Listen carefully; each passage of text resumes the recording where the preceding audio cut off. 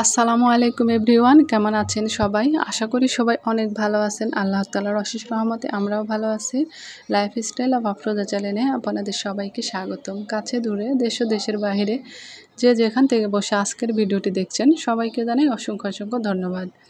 এই মুহূর্তে যারা আমার ভিডিওটি দেখা শুরু করেছেন প্লিজ মনে করে একটি লাইক দিয়ে শুরু করবেন। তো এদিকে হচ্ছে যে সকালে আমি একটু কাজবাজ করে নিচ্ছিলাম আর জানি না কেন জানি শরীরটা খুব একটা ভালো যাচ্ছে না। আর এদিকে তো কারেন্ট বিলের কাগজটা রাখা আছে। তো কারেন্ট বিল আগে আসতে হচ্ছে যে একটু দেরিতে, মানে দেখা যায় যে 15, 16, 17 তারিখের দিকে মানে আসতো বিলের কাগজটা, আর হয়তো 27, 28 তারিখ লাস্ট ডেট থাকতো এরকম। কিন্তু এখন আবার আসে হচ্ছে দেখা যায় যে 10-12 তারিখের দিকে আসে, আর 20 তারিখ 22 তারিখ লাস্ট ডেট থাকে। তো যাই হোক, এদিকে বিলটা দিতে হবে। তো 2-3 দিন আগে আসছে, তো ওখানে রাখিছিলাম আর তেমন মনে ছিল না। তো আজকে যে আয়রনের ইয়েটা আমি কিছু কাপড় আয়রন করলাম, তো ওখানে রেখেছিলাম জন্য দেখে মনে হলো। তো যাই হোক, এদিকে হচ্ছে আজকে আমি রান্না করব নতুন মূলা, বেগুন আর ধনেপাতা দিয়ে বড় সাইজের সিলভার কাপ মাছ দিয়ে রান্নাটা করব। তো এখনকার মূলা খেতে কিন্তু ভালোই লাগে, আর যেহেতু একটু শীতের আবহাওয়া পড়ে গেছে আর শীতেরই কিন্তু এগুলো সব সবজি উঠেছে। আর এর আগে যখন উঠেছিল তখন কিন্তু খেতে ভালো লাগেনি, মানে আমি মানে আনসিজনের, এখন তো মূলা সব কিছুই আনসিজনেও পাওয়া যায়, তো সেগুলো কিন্তু অতটা ভালো লাগে না। সিজনের জিনিসই কিন্তু বেশি মজা হয়। তো এদিকে আমি মাছগুলো ভেজে নিচ্ছিলাম, আর এটা হলো যে আমার বাপের বাড়িরই মাছ। তো এর আগে আপনারা তো দেখেছেন। তো কয়েকদিন ধরে শরীরটা ভালো যাচ্ছিল না, আর খাবারও তেমন কোনো মানে রুচি ছিল না। তো শুকনো শুকনো খাবারই বেশি ভালো লাগতেছিল, এই জন্য মাছ সেরকমভাবে মাছগুলো রান্না করা হয় নাই। তো এই তো আমি মাছগুলো সুন্দর করে ভেজে নিচ্ছিলাম। আর আমি সবসময় মাছ কড়া করে ভাজি, কড়া করে মাছ রান্না করলে কিন্তু তরকারি অনেক বেশি টেস্ট হয়। তো আমার চ্যানেলে যারা নতুন বন্ধু ভিজিট করেছেন তারা অবশ্যই একটু সময় দেবেন। তাছাড়া তো একটু সময় তো দিতেই হবে বন্ধুরা, তাছাড়া কিন্তু সাবস্ক্রাইব থাকে না। আর হচ্ছে অনেকেই দেখতেছি সাবস্ক্রাইব মানে উঠিয়ে নিচ্ছে, মানে করে আবার উঠিয়ে নিচ্ছে। সময় না হলে তো আর আসলে ওইভাবে সাবস্ক্রাইব করা যায় না।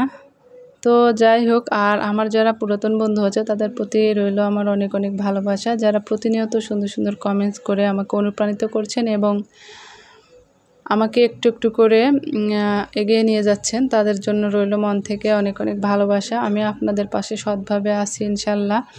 জানি না কতদিন কি করব বুঝতে পারি না, তারপরেও চেষ্টা করে যাই। কিছু কিছু সময় একদমই মানে হাল ছেড়ে দিই, আবার কিছু কিছু সময় দেখি যে না, দেখি কি হয়।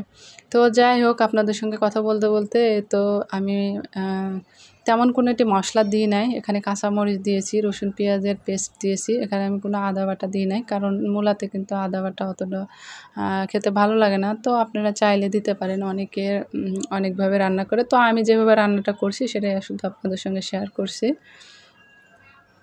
তো আমি একটুখানি মূলাটা কষিয়ে নিয়ে এরপরে বেগুনগুলো দিব। তো আমি এখানে আলু দিব না, আপনারা চাইলে আলু দিয়েও রান্না করতে পারেন। তো এগুলো আসলে আমাদের বাঙালিদের দেশি খাবার, আর এগুলো খাবারের মধ্যে অনেক আর কি তৃপ্তি লুকিয়ে থাকে। তো মূলাটা কিন্তু প্রথম প্রথম ওটাতেই বেশি ভালো লাগে। আসলে আমার এরকম খাবারের কোনো ঠিক নাই, যখন দেখা যায় যে যে খাবারটা ইচ্ছে করে আমি তখন সেই খাবারটা রান্না করি আর কি। তো এরপরে কিন্তু আমি বেগুনগুলো দিয়ে দিলাম, বেগুনগুলো দিয়ে একটু ভালো করে কষিয়ে নেব। আর মূলাতে কিন্তু খুব বেশি মানে জাল লাগে না, আর অতিরিক্ত কিন্তু জাল হলেও তরকারি খেতে ভালো লাগে না। অল্প জালেই তরকারিটা হয়ে যায়, মানে বেশি সময় ধরে রান্না করতে হয় না, এটাই বোঝাতে চাইছি।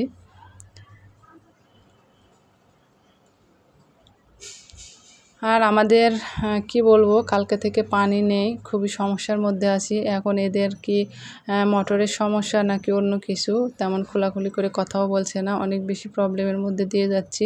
তারপরেও হচ্ছে এই ভালো এই খারাপ, শরীরেও ভালো যাচ্ছে না, কারণ প্রচণ্ড গরমও লাগে, আবার ভোরের দিকে শীতও লাগে, সব কিছু মিলিয়ে মানে প্রচণ্ড মাথা ব্যথা, প্লাস মানে মাঝে মাঝে জ্বর আসে, আবার জ্বর চলে যায়, এরকম সব কিছু নিয়ে।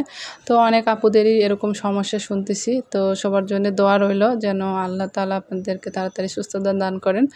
আসলে সুস্থতা অনেক বড় নিয়ামত। অসুস্থ হলে বোঝা যায় যে সুস্থতার আসলে কতটা মানে মূল্য, বা সুস্থতা কতটা যে আমাদের জন্য নিয়ামত। তো যাই হোক, তো আমি হচ্ছে এখানে গরম পানি কিন্তু অ্যাড করে দিয়েছি তরকারিটা কষিয়ে নিয়ে। আর আজকে আমি ভালো করে ভিডিওটা করতে পারিনি, তরকারির কালারটা না ভালো করে বোঝা যাচ্ছে না, কারণ অনেক বেশি রোদ পড়েছিল। আর আমি রান্নাটা করতে গেছি আজকে একদম দুপুরবেলায়, মানে পানি ছিল না, আর হচ্ছে পানি ছিল না, এই জন্য দেরি করে রান্নাটা করতে গেছি। আর দেরি করে রান্না করতে গেলে আমার রান্নাঘরে অনেক বেশি রোদ আসে। তো আমার যারা পুরাতন ভিউয়ার্স আছে তারা কিন্তু অবশ্যই জানেন, আমি এই কথাটা বলে এসেছি এর আগেও। তখন রোদের জন্য ওভাবে ক্যামেরাটা নিলে পারে তরকারি কালারটা বোঝা যায় না। তো যাই হোক, এরপরে কিন্তু তরকারিটা হয়ে আসার আগ দিয়ে আমি এর মধ্যে ধনিয়া পাতা কুচি করে ছিটিয়ে দেব, মানে উপর থেকে। তো এই খাবারটা কিন্তু অনেক বেশি মজা। আমি জানি আমার আপুরা অনেক রান্না করতে জানে, সবাই কম বেশি রান্না করতে সবাই জানে। তো আমি যেভাবে রান্নাটা করতেছি, তো নতুন যদি গৃহিণী কেউ থেকে থাকে তাহলে অবশ্যই তার জন্যে ভিডিওটা কাজে লাগবে। তো দেখতে পেলেন যে আমি ধনিয়া পাতাগুলো উপর দিয়ে ছিটিয়ে দিলাম। এরপরে আমার তরকারিটা হচ্ছে প্রায় হয়ে আসছে, তো আর কিছুক্ষণ একটু জাল করে নেব। তো মূলা বেগুনের তরকারি কিন্তু খুব বেশি সময় লাগে না রান্না করতে, মানে অন্য তরকারির তুলনায় খুব তাড়াতাড়ি কিন্তু হয়ে যায়।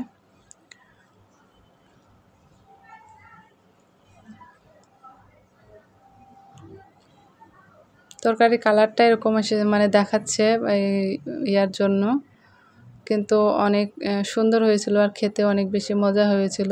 আর এভাবে রান্না করলে যে খেতে মজা হবে না তার কোনো মানে সন্দেহ নেই, অবশ্যই হবে, কারণ নতুন মূলা ধনিয়া পাতা এভাবে বেগুন দিয়ে রান্না করলে, মাছ দিয়ে, অনেক বেশি মজা হয়।